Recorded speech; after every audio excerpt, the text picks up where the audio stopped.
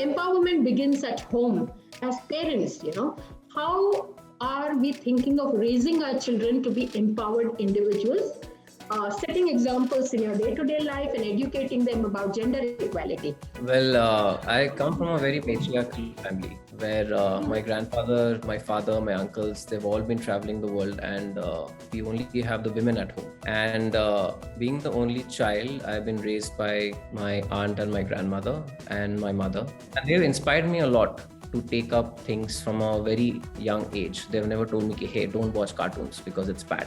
I've been watching TV ever since. It's a very good balance of, they have a respect for what I want, and I have respect for them immensely, because that I've seen them make a lot of difference in the lives of the men in my family. And it has also been helpful in making me successful in what I am doing.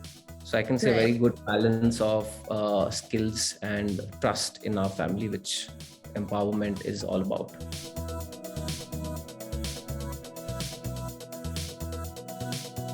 From my family, there was never there was never pressure that you are a girl, and there are some characteristics for a girl to be followed.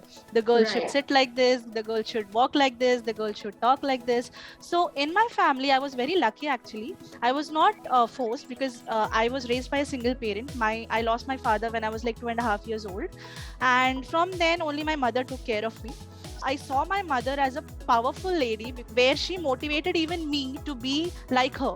So now whatever I am, it's because of her.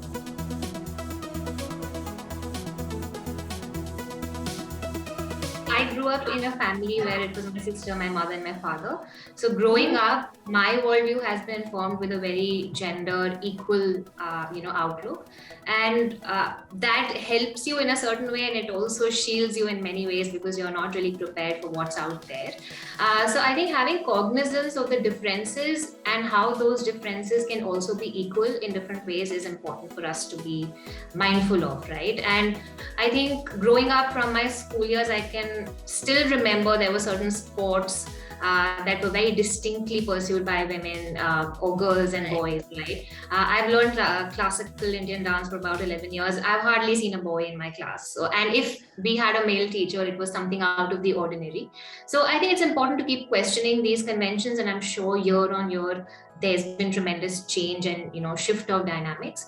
But I think for the next generation, we have to be absolutely sure that we do not dole out your conventional social conditioning in the same format that's been going on for years. So for example, crude examples of blue versus pink, I think everybody's done away with it now. So we're making progress, but vocations, kind of courses we can pick up, the company we keep, dressing, just having the freedom to express yourself in the way that you want, I think becomes important. And we have to make sure that we are building this sensibility from a very young age.